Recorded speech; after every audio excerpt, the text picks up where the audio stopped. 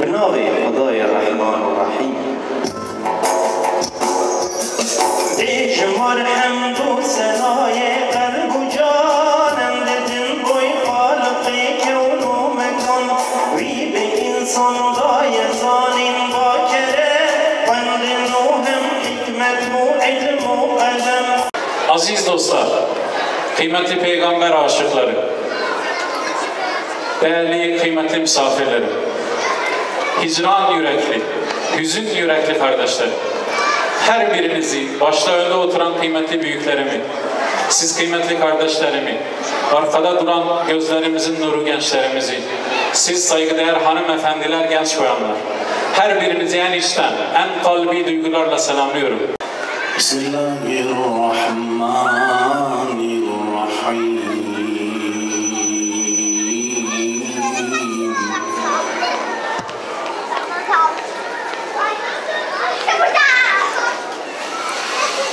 لقد من الله على المؤمنين إذ بعث فيهم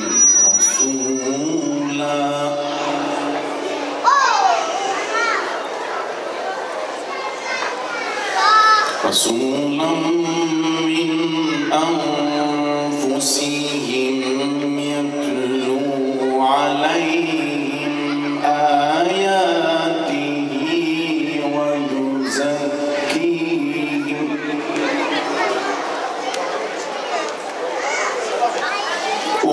ويزكيهم ويعلمهم الكتاب والحكمة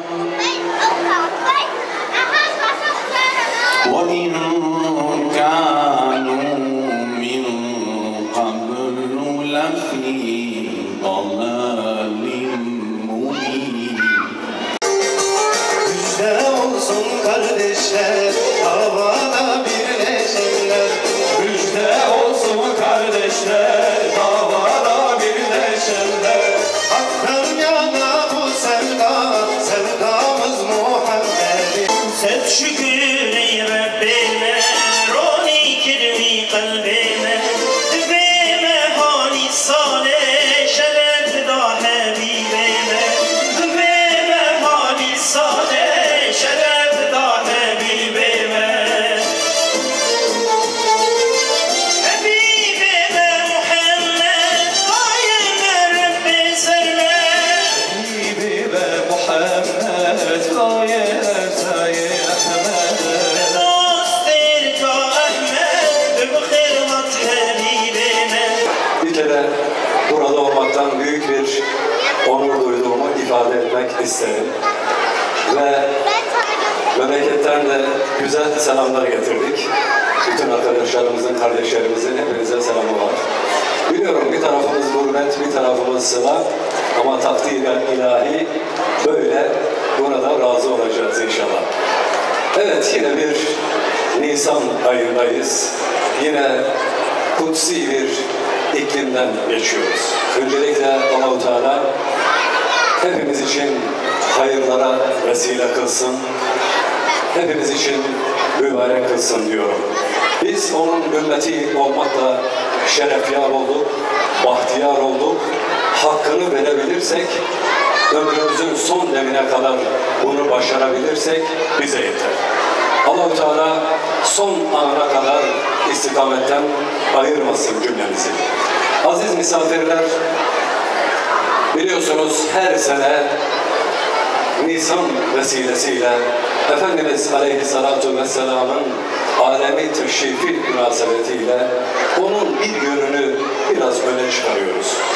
Bu yılda İslam aleminin halikül merali gözlerimizin önünde. Hem şahsımızın, hem ailelerimizin, hem toplumumuzun ihtiyacını da nazara dikkate aldığımızda herhalde bu sene için, daha doğrusu bütün zamanlar için en önemli yönü onun ahlaki tarafıdır. Çünkü buna ihtiyacımız var. Eğer biz onun ahlakıyla ahlaklanırsak kurtulabiliriz. Ama Allah muhafaza, eğer nefsimize, hevamıza, şahsi ihtiraslarımıza uyarsak sonumuz berbat olur. Şu anda belki bizim en büyük vazifemiz kendi evladı iyalemizi muhafaza etmek. Bu İslam devletini kendi yüreğimizde kurabildikse işin birinci basamağı tamam olur. İkincisi, çoluk çocuğumuzu muhafaza etmek gibi bir vazifemiz var. Öyle ya, ey iman edenler, kendinizi ve ailenizi yakıtı insanlar ve taşlar olan cehennem azabından koruyun buyuruyor Allah-u Teala. Buna yoğunlaşabilirsek, inanın, yani bir ev kurtulsa bir mahalle kurtulur.